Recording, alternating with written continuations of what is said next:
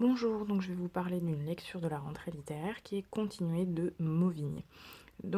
C'est un très beau roman que j'ai apprécié de cette rentrée littéraire, qui nous conte l'histoire de deux personnages, une mère et son fils.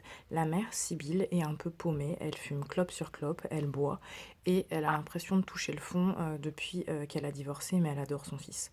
Son fils Samuel, lui, il est en rage, il est en rébellion, il en a marre, et un soir, il fait une énorme bêtise. Suite à cela, sa mère, c'est un électrochoc, et elle décide en fait de l'éloigner, et elle programme en fait un voyage à cheval dans le Kyrgyzstan. Donc les voilà partis donc tous les deux pour ce voyage.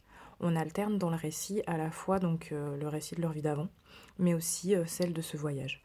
J'ai beaucoup apprécié les descriptions très poétiques de Mauvigné quand ils sont au Kyrgyzstan, les rencontres qu'ils font, les paysages, le côté communion avec la nature, le côté communion aussi avec les chevaux qui font vraiment voyager de manière très poétique.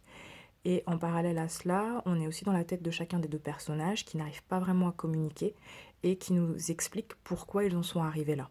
Donc pour Sibylle, on découvre en fait qu'elle a eu une histoire dans son passé qui l'a fortement marquée et qui explique qu'elle soit devenue petit à petit atone et éteinte. Et Samuel, lui, exprime son profond mal-être adolescent. J'ai aimé cette alternance, en fait, et donc de passer tantôt donc, de la France au Kyrgyzstan. La fin est absolument splendide. Et je trouve aussi que ce livre délivre un très très beau message d'espoir, un message de tolérance, d'ouverture sur l'autre, un message bienveillant qui fait vraiment du bien dans ces temps plutôt difficiles. Donc je ne peux que vous conseiller de lire ce livre, donc continuez de Mauvigné.